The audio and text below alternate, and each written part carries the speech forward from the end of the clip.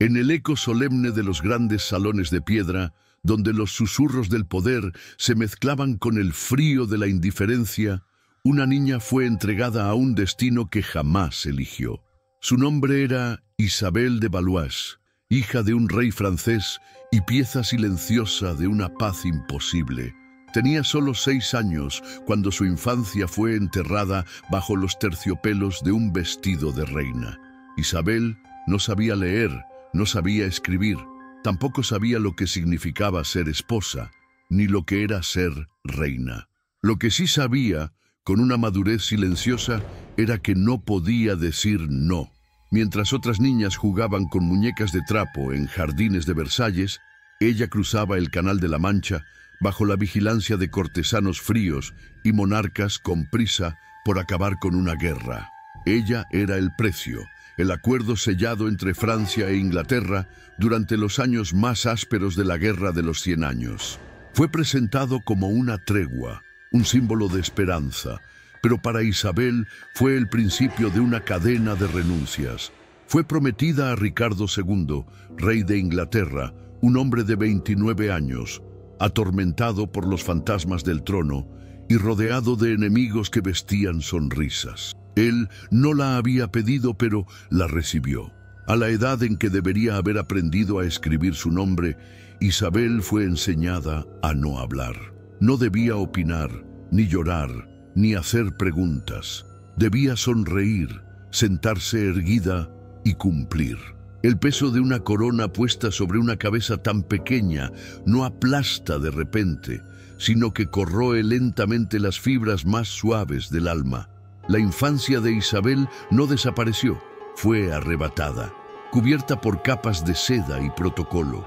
La ceremonia de su matrimonio fue una muestra de teatralidad medieval, coros celestiales, cálices de oro, incienso ardiendo. Pero Isabel, en su centro, era solo una niña, oprimida por la mirada de hombres que no la comprendían ni querían hacerlo. La reina niña fue coronada, sí, pero también enjaulada. A diferencia de otras reinas consortes, no compartía el lecho del rey ni participaba en las decisiones políticas. Su papel era simbólico, decorativo, silencioso. Ricardo II, por su parte, era un monarca complejo, culto, refinado, pero inestable. Había sido coronado también de niño, y las cicatrices de su juventud lo hicieron desconfiado, egocéntrico, inseguro. Encontró en Isabel una figura inocente, quizás un espejo de sí mismo en otro tiempo, pero no supo o no quiso protegerla. La dejó sola en un país extraño, entre cortesanos que la miraban con desprecio por ser francesa, por ser joven, por ser mujer. El pueblo inglés, exhausto por las guerras y las hambrunas, no vio en Isabel una esperanza. La vio como un símbolo de la sumisión a Francia. Mientras las calles de Londres clamaban por justicia y pan, dentro del palacio Isabel era criada con rigidez y lujo inútil. No tenía amigas, no tenía juegos, solo tenía el deber. Durante los primeros años de su vida en Inglaterra, Isabel aprendió a callar. Aprendió que cada gesto suyo podía tener implicaciones políticas. Aprendió que hasta las lágrimas debían ser contenidas. Le enseñaron a bordar, a rezar, a inclinar la cabeza en presencia de nobles, pero nadie le enseñó a entender el idioma del país que ahora gobernaba. El aislamiento fue su compañero más constante, rodeada de damas de compañía que obedecían más a la política que al afecto. Isabel creció sin ternura. Su madre, la reina Isabel de Baviera, nunca más la vio. Su padre, el rey Carlos VI de Francia, estaba inmerso en episodios de locura, y su esposo Ricardo estaba cada vez más ausente, tanto en presencia como en espíritu. La pequeña reina asistía a audiencias y misas como una figura ornamental. A veces, cuando creía estar sola, miraba por las altas ventanas del castillo de Windsor hacia los campos helados y dejaba sus pensamientos volar más allá del Canal de la Mancha. Pero incluso en esos momentos sabía que no podía soñar, porque en su mundo soñar era subversivo. A los 10 años, Isabel ya conocía el sabor amargo de la pérdida, No había vivido una sola batalla, pero era víctima de una guerra interminable. No había cometido delito alguno, pero estaba condenada a la prisión dorada del deber real. Y entonces, sin aviso, sin consuelo, la tragedia se precipitó. Su esposo, el rey Ricardo II, fue depuesto por su primo Enrique de Bolingbroke, que se hizo coronar Enrique IV. Ricardo fue capturado, apresado y poco después muerto en circunstancias oscuras. Algunos dicen que fue asesinado por hambre, otros que fue estrangulado en secreto. Isabel no fue informada de inmediato. Cuando la noticia llegó a sus oídos, fue como si el poco suelo firme bajo sus pies desapareciera. Apenas 10 años, ya viuda, ya usada, ya descartada, pero aún no libre. La muerte de Ricardo II no liberó a Isabel, no la devolvió a su tierra ni la acercó a su familia. Al contrario, la transformó en rehén, una pieza aún más delicada del tablero político, atrapada entre dos reinos enemigos que se desgarraban en la Guerra de los 100 años. Con solo 10 años, Isabel dejó de ser reina consorte para convertirse en viuda ceremonial, pero más allá de los títulos, era simplemente una niña sin voz. Enrique IV, el nuevo monarca de Inglaterra, tenía motivos para mantenerla bajo control. Temía que un retorno inmediato de Isabel a Francia fuera visto como una traición simbólica al acuerdo matrimonial, un acto que reavivaría el odio entre las dos coronas. Pero también sabía que Isabel, por su juventud y docilidad, no representaba una amenaza directa. Por eso, decidió mantenerla en Inglaterra, vigilada pero viva, encerrada en la opulencia de un castillo entre muros que contenían más desconfianza que protección. Los años que siguieron a la muerte de Ricardo fueron los más sombríos para Isabel. Apartada del centro del poder, recluida en una corte que la miraba como a un fantasma incómodo del régimen anterior, la reina niña se convirtió en sombra. Su presencia era deliberadamente ignorada, las ceremonias eran celebradas sin su nombre, nadie consultaba su opinión. Ya no era ni reina ni esposa, tampoco era libre. Era solo una figura suspendida, esperando un destino que otros decidirían por ella. Durante ese tiempo, Isabel comenzó a desarrollar una lucidez prematura. Observaba, memorizaba, aprendía a leer las intenciones ocultas detrás de las cortesías. Se volvió silenciosa, pero no pasiva. Comprendió que su única arma era la paciencia y que cualquier demostración de rebeldía sería usada contra ella. A veces, escribía pequeñas frases en francés antiguo, en pergaminos escondidos, fragmentos de oraciones, recuerdos de canciones, nombres de personas que una vez la habían abrazado. Era su manera de no desvanecerse por completo. Las damas de su séquito eran seleccionadas cuidadosamente por la corona inglesa. Mujeres sin mucha influencia, obedientes, que no podían ofrecerle consuelo ni fomentar su nostalgia por Francia. Isabel hablaba poco con ellas, pero cuando lo hacía era con una dignidad impropia para su edad. No lloraba, no se quejaba, ya había entendido que en aquel mundo las lágrimas eran inútiles. Mientras tanto, en Francia, la situación también era incierta. Su padre, el rey Carlos VI, continuaba inmerso en crisis mentales intermitentes. A veces creía ser de cristal, otras no reconocía a su esposa ni a sus hijos. Su madre, la reina Isabel de Baviera, era una figura política ambigua, más preocupada por alianzas estratégicas que por la suerte de su hija. Y así, entre dos reinos deshechos y dos familias disfuncionales, Isabel permanecía olvidada. Pero la política no duerme, y en los pasillos del poder, la existencia de Isabel continuaba siendo útil. Con el paso del tiempo, los nobles franceses comenzaron a presionar por su retorno, no por compasión, sino porque su presencia en Inglaterra representaba una humillación continua. Además, las tensiones entre los Valois y los Lancaster se mantenían elevadas, y la viuda niña podía ser usada como moneda de cambio para recuperar territorios o asegurar tratados. Fue entonces cuando, tras varios años de cautiverio, Enrique IV aceptó liberar a Isabel, no sin condiciones. Exigió garantías, compensaciones y silencio. Y así, en una noche fría, sin procesiones ni himnos, Isabel fue escoltada en secreto de vuelta a su tierra natal. Tenía 13 años. Había dejado Francia siendo una niña prometida. Volvía como una viuda ceremonial, más madura, más silenciosa, más rota. Cuando llegó a París, las multitudes no la esperaban. No hubo celebraciones ni abrazos públicos. Su regreso fue tratado con frialdad diplomática. En la corte francesa, su presencia era incómoda. Ya no era la niña inocente que se había sacrificado por la paz, sino un recordatorio vivo del fracaso de aquella tregua. Nadie sabía qué hacer con ella. Isabel fue alojada en un palacio apartado, bajo la vigilancia de cortesanos que no sabían si la trataban como princesa o como una carga. Sus hermanos habían crecido, la política había cambiado y las amistades de su infancia habían desaparecido. Aún así, en medio del aislamiento, una nueva etapa de su vida comenzaba a esbozarse. Francia, deseosa de reinsertarla en la maquinaria del poder, comenzó a buscarle un nuevo esposo. Esta vez, uno de los suyos, Carlos, duque de Orleans, primo de Isabel y miembro influyente de la nobleza francesa.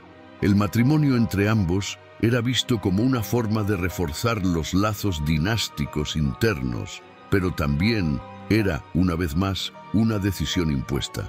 Isabel aceptó, no porque amara a Carlos ni porque creyera en la institución del matrimonio, sino porque había aprendido con dolorosa precisión que resistir traía consecuencias peores. A los 16 años volvió a vestirse de blanco, esta vez sin lágrimas, esta vez sabiendo lo que le esperaba. El matrimonio con Carlos de Orleans sería, al menos, más cercano cultural y lingüísticamente. Compartían edad, idioma y recuerdos fragmentados de juegos infantiles. Pero aún así, Isabel no volvió a ser la misma. Nunca lo sería. La experiencia inglesa, la corona precoz, el luto prematuro, la prisión simbólica, todo había dejado cicatrices invisibles. Ya no confiaba, ya no soñaba, solo obedecía. Lo que Isabel no sabía, lo que nadie sabía, era que el destino aún no había terminado con ella, que incluso después de su segundo matrimonio, la tragedia continuaría llamando a su puerta. Porque en su tiempo, ser mujer y noble ya era una condena. Pero ser mujer noble y viuda de un rey inglés era un castigo sin redención. El matrimonio con Carlos de Orleans parecía, a los ojos de muchos en la corte francesa, un respiro en la vida de Isabel. Se pensó que aquel joven duque, de espíritu gentil y sangre ilustre, podría devolver una sombra de alegría a la viuda niña que había cargado con muchos funerales antes de alcanzar la adolescencia.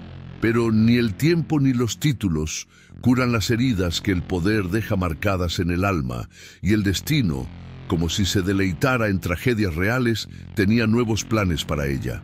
Carlos era un hombre culto, leía poesía, escribía versos, amaba la música y las letras. Isabel, que había vivido en la sombra del silencio, encontró en esas inquietudes artísticas un refugio parcial. Hablaban poco, pero se respetaban. No hubo pasión, pero sí una cierta armonía resignada.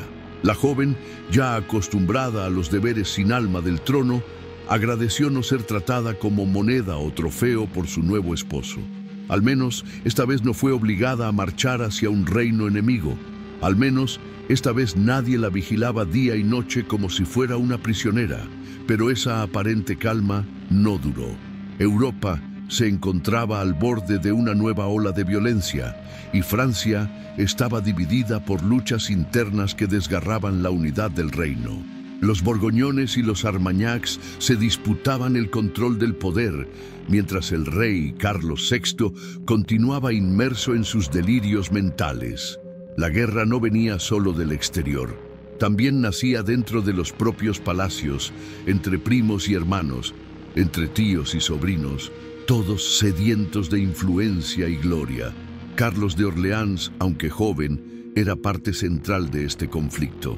Su sangre lo ligaba al corazón de las intrigas cortesanas, y su matrimonio con Isabel, aunque simbólicamente fuerte, no le ofrecía protección.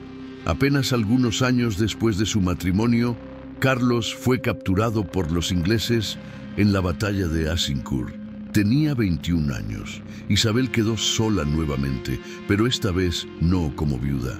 Su marido estaba vivo, sí, pero en manos del enemigo, en una prisión distante, humillado y usado como pieza en el mismo juego que ella conocía desde niña. Isabel entró en una nueva etapa de su existencia. No era ni reina, ni viuda, ni esposa en funciones. Era una noble suspendida, atrapada entre el deber y la espera. Se retiró a un convento en Blois, no por devoción religiosa, sino porque allí, al menos, encontraba la única forma de silencio que no le era hostil. En los claustros de piedra, rodeada de monjas y jardines mudos, la antigua reina de Inglaterra encontró algo parecido a la paz. Pero también allí, en medio de las oraciones y los cánticos suaves, la memoria le jugaba escenas crueles. Recordaba los salones fríos del castillo inglés, las manos que la obligaban a usar una corona que pesaba más que su cuerpo, las miradas de los consejeros midiendo cada palabra que salía de sus labios infantiles. Recordaba la impotencia, la soledad absoluta, el frío de las madrugadas en que se preguntaba si algún día sería libre de verdad. Y ahora en un convento francés, ya sin corona, sin esposo presente, sin familia cercana, la respuesta parecía clara.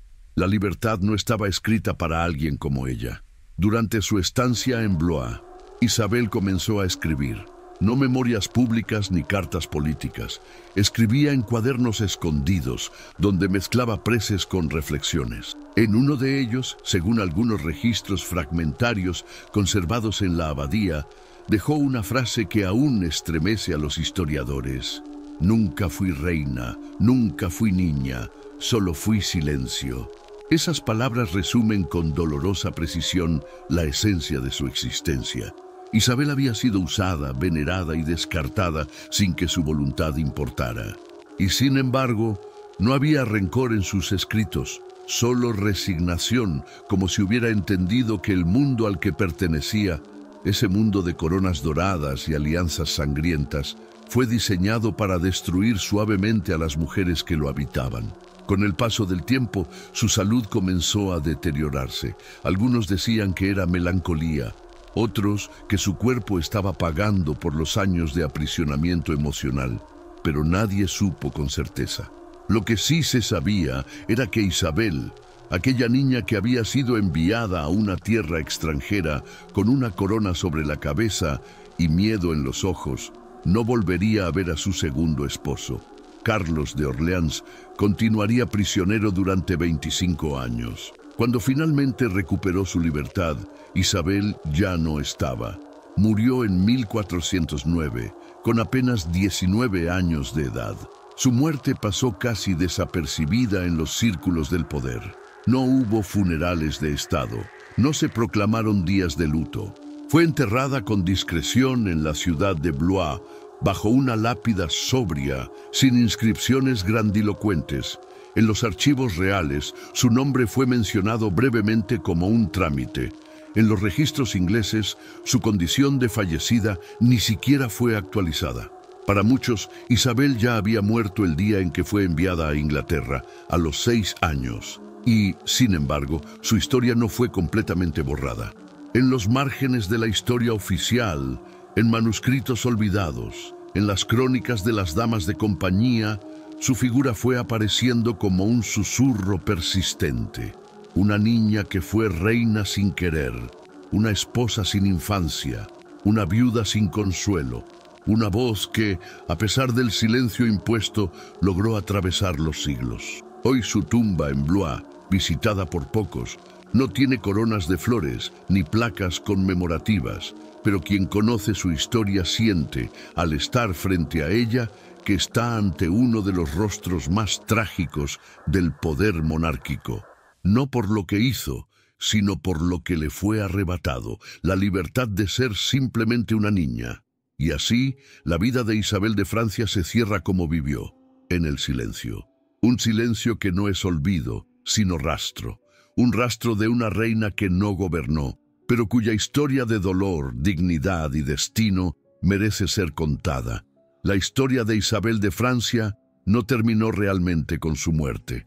Aunque su cuerpo reposara en silencio en Blois, el eco de su existencia persistió en la política, en las guerras, en los pactos sellados sobre sus espaldas. Ella se convirtió sin querer en un símbolo, el de la mujer sacrificada por una orden que se vestía de oro y púrpura, pero que escondía cadenas invisibles. Las crónicas de la época apenas le dedicaban algunas líneas. Para los hombres que escribían la historia, Isabel fue simplemente una pieza menor en un tablero mayor, hija de rey, esposa de rey, viuda de príncipe, nada más.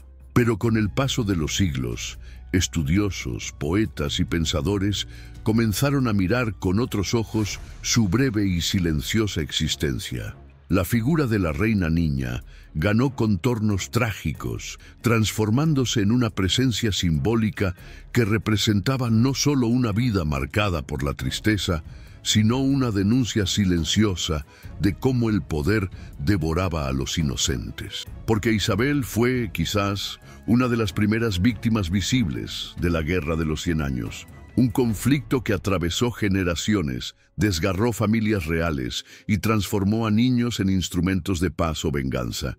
Su infancia robada, su matrimonio forzado, su viudez precoz y su reclusión en el olvido no fueron hechos aislados, sino parte de un engranaje más amplio y brutal.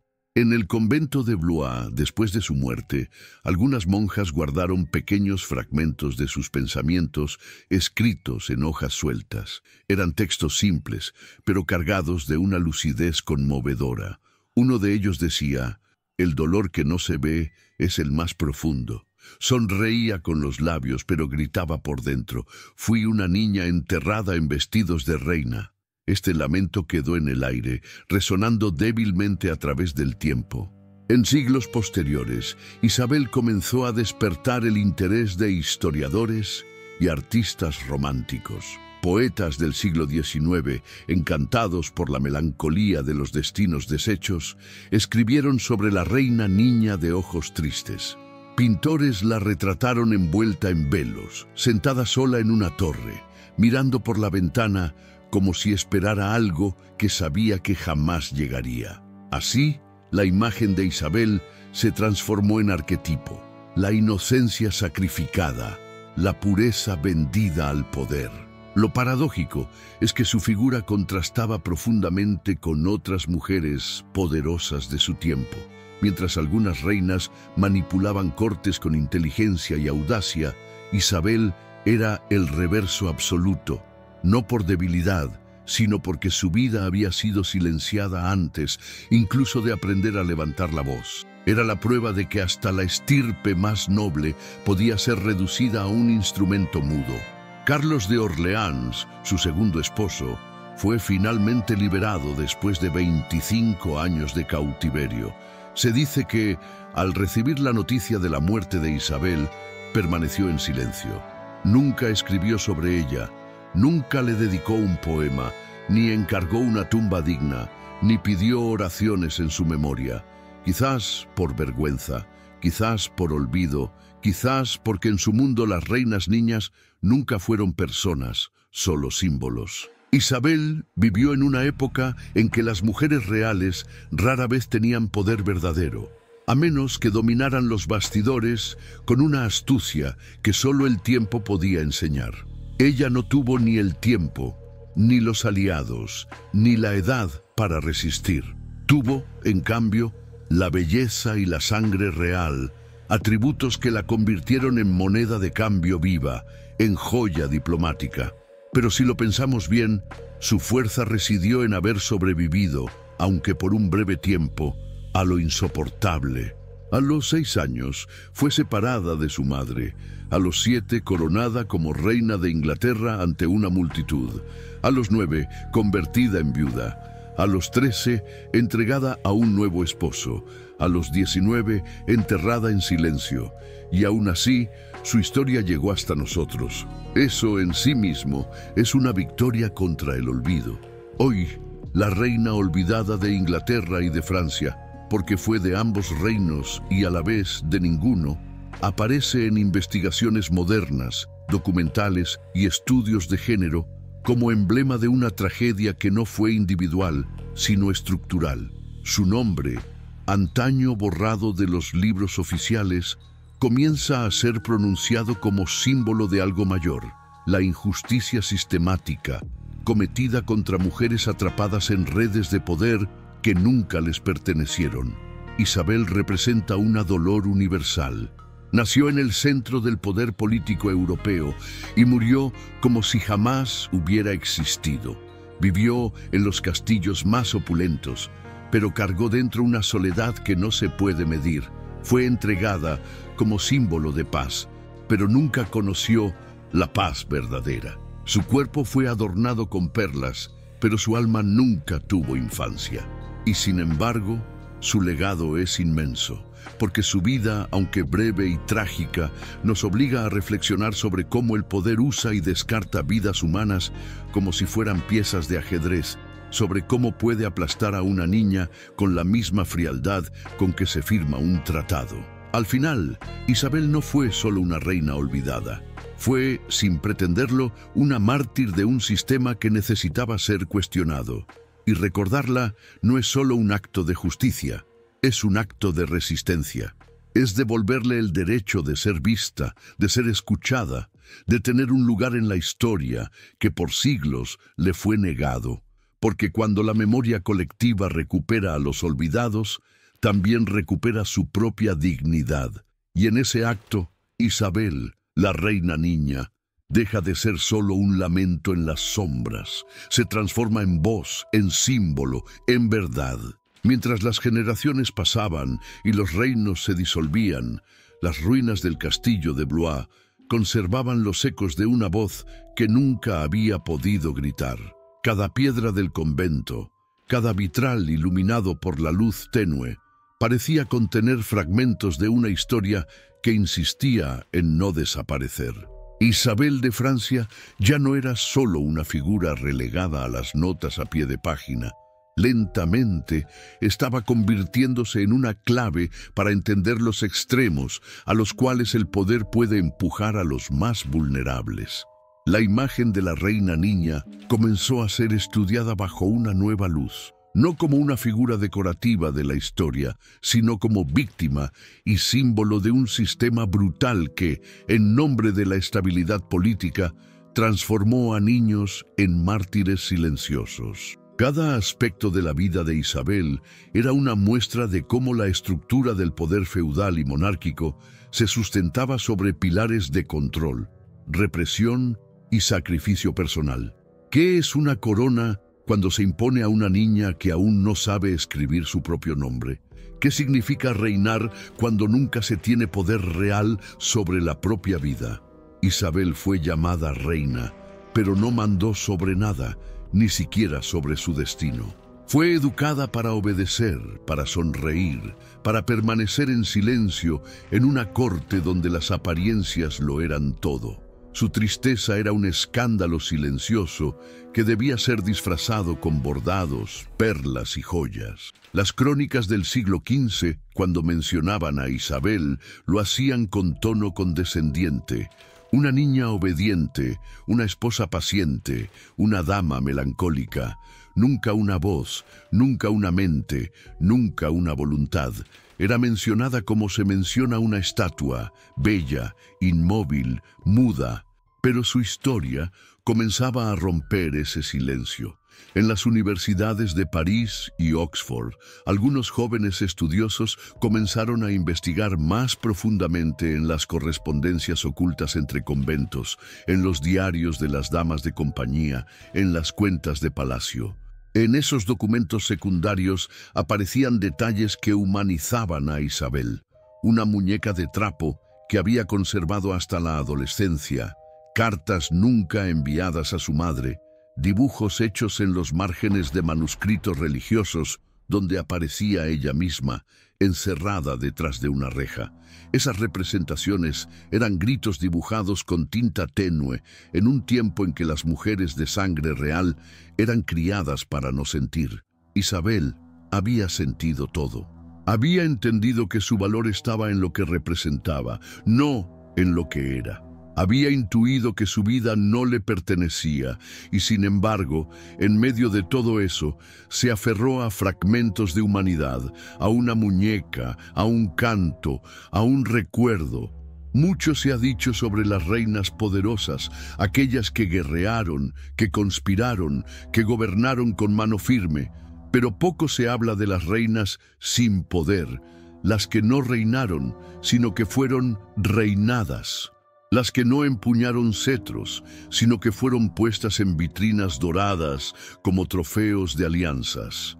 Isabel fue una de esas, y en su impotencia reside precisamente su fuerza simbólica. Su historia también nos obliga a mirar con otros ojos la Guerra de los 100 años, ya no solo como una sucesión de batallas y tratados, sino como una cadena de tragedias personales, porque detrás de cada alianza, detrás de cada matrimonio arreglado, había una infancia perdida, una libertad arrancada, una voz silenciada. Carlos de Orleans, su segundo esposo, volvió a la vida pública tras su liberación. Escribió poemas, participó en la reconstrucción cultural de Francia, apoyó a artistas y pensadores, pero jamás habló de Isabel. Ese silencio, más que cualquier palabra, revela la dimensión del olvido en que ella fue sumergida, porque no solo fue olvidada por los libros, fue olvidada por quien la conoció, por quien compartió su techo, por quien juró protegerla. En cierta ocasión, en uno de los textos apócrifos atribuidos a una monja de Blois, se relata una escena conmovedora. Isabel, poco antes de morir, pidió que no le pusieran corona en su tumba. «Ya he tenido suficiente peso sobre mi cabeza sin haberlo pedido», habría dicho. Nadie sabe si esa frase es verídica o invención posterior, pero la imagen es poderosa. Una reina que renuncia simbólicamente al símbolo que la aplastó. Con el paso del tiempo, esa frase fue retomada por movimientos feministas que analizaban el papel de las mujeres en las monarquías medievales. Isabel se transformó en emblema de una crítica más amplia al sistema patriarcal, que convertía a las mujeres en piezas sacrificables. Su figura fue utilizada en conferencias, obras de teatro, novelas históricas, no como heroína, sino como víctima consciente, no como mártir gloriosa, sino como ser humano quebrado por una estructura que le negó el derecho más básico, ser niña. Isabel no dejó descendencia, no tuvo legado político, no construyó dinastía, y sin embargo, dejó algo más poderoso, una pregunta sin respuesta que sigue viva hasta hoy. ¿Cuántas vidas son sacrificadas aún hoy en nombre del orden, del deber, del prestigio? ¿Cuántas niñas aún son vendidas como princesas y crecen sin nunca haber sido libres? En su historia se reflejan muchas otras. En su silencio resuena el de miles de mujeres que, hace siglos, fueron usadas como símbolos, como herramientas, como puentes entre intereses ajenos. Isabel de Francia fue una reina sin reino, una esposa sin matrimonio, una mujer sin vida propia, pero su memoria nos obliga a mirar de frente lo que muchos preferirían seguir ignorando. El paso del tiempo, como un río que arrastra recuerdos y monumentos, se encargó de erosionar los contornos nítidos de la figura de Isabel de Francia. Por siglos, su existencia fue reducida a una línea marginal en los árboles genealógicos reales. Su nombre, atrapado entre fechas y títulos, era leído sin emoción, sin contexto, sin alma. Pero el olvido absoluto es una ilusión. La historia, tarde o temprano, comienza a susurrar donde antes había silencio. En el siglo XIX, cuando Europa experimentaba un renovado interés por las figuras femeninas del pasado, un pequeño grupo de historiadores románticos redescubrió un archivo empolvado donde se conservaban algunas referencias a Isabel. No eran muchas, un inventario de sus pertenencias en el convento, una lista de sus libros de oraciones, un registro de gastos donde constaba la compra de papel y tinta, cosas menores, pero en esos pequeños signos, en esas migajas olvidadas por los escribas del poder, comenzó a ser reconstruida una imagen más humana de la reina niña. La carta inacabada y la reivindicación de la memoria. Uno de los hallazgos más conmovedores fue una carta inacabada. No era dirigida a ningún personaje famoso, ni contenía revelaciones políticas. Era un texto simple, escrito con caligrafía insegura, donde Isabel parecía hablar a una amiga imaginaria o a alguna dama de compañía de su infancia. En esa carta contaba cómo soñaba con ver el mar, cómo se preguntaba si su madre aún pensaba en ella y cómo a veces cantaba en secreto para sentirse menos sola.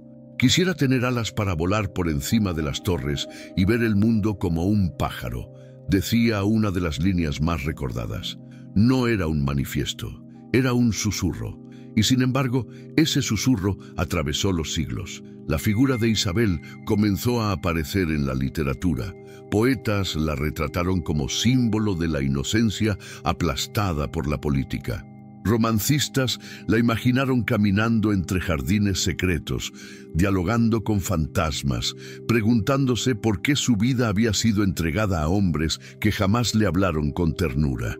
Hasta surgieron leyendas populares que la retrataban como un alma errante, que aún recorría los pasillos del convento en las noches de luna llena, buscando un retrato de su infancia perdido. Mientras tanto, los estudios académicos sobre las mujeres de la Edad Media comenzaron a profundizar su análisis sobre Isabel. Su caso era paradigmático: niña coronada, esposa sin infancia, viuda sin consuelo, madre de nadie, reina de nada. Era la figura perfecta para explorar los mecanismos de control del cuerpo femenino, la instrumentalización del matrimonio y la violencia simbólica ejercida a través del ceremonial cortesano. En los años más recientes, varios historiadores y pensadoras feministas decidieron incluir a Isabel en sus ensayos como parte del legado doloroso de la monarquía. La historia de las mujeres, dijeron, no puede limitarse a las que reinaron con mano firme o lideraron rebeliones. También debe contar las historias de las que fueron silenciadas, anuladas, reducidas a meros símbolos. Isabel es una de esas mujeres cuyo poder reside en su impotencia, cuya fuerza radica en haber sobrevivido al olvido con una dignidad silenciosa. Y es que Isabel nunca dejó de ser símbolo, pero el significado del símbolo cambió. Ya no es solo la reina olvidada, sino la niña que encarna todas las infancias robadas por los intereses del poder. Es un espejo en el que cada espectador puede ver las formas sutiles y a veces brutales en que la sociedad impone papeles, silencia voces, condiciona destinos. En la historia de Isabel hay una advertencia: cuando el poder se impone sin compasión, hasta la inocencia se transforma en sacrificio. A pesar de no haber reinado realmente, la vida de Isabel arroja luz sobre la dinámica interna de las cortes europeas. Los matrimonios arreglados, lejos de ser meros actos diplomáticos, eran mecanismos profundamente deshumanos, donde se intercambiaban cuerpos por tratados. En ese juego cruel, Isabel fue una pieza menor, pero su sufrimiento fue inmenso. Una niña que representaba la paz entre dos enemigos eternos, sin que nadie le preguntara si quería ser esa puente. Quizás el mayor acto de resistencia de Isabel haya sido su forma de mantenerse humana en un ambiente deshumanizado. Nunca perdió la capacidad de escribir, de cantar en soledad, de hablar con los muros. No conspiró, no levantó ejércitos, no dejó memorias públicas, pero sobrevivió. Y en ese acto cotidiano de continuar respirando, incluso cuando todo le había sido negado, se encuentra una forma profunda de coraje. Las visitas modernas al convento, donde fue enterrada Isabel, son escasas, pero quien conoce su historia suele dejar flores silvestres, muñecas de trapo o cartas escritas a mano. No es un homenaje protocolario, es un gesto íntimo, casi ritual, de reconocimiento. Porque aunque no haya sido madre, Isabel se ha convertido simbólicamente en madre de muchas causas, protectora de las niñas sin voz, guardiana de la memoria de las que no pudieron elegir. Hoy, cuando hablamos de Isabel de Francia, no lo hacemos solo para reparar una injusticia histórica, sino para nombrar una presencia que atraviesa siglos, porque su figura trasciende la anécdota personal. Representa el precio que muchas pagaron y aún pagan por nacer en cuerpos sobre los cuales otros deciden. Y así, en la penumbra de los archivos, en las notas a pie de página, en los dibujos perdidos entre manuscritos, Isabel vuelve a la vida.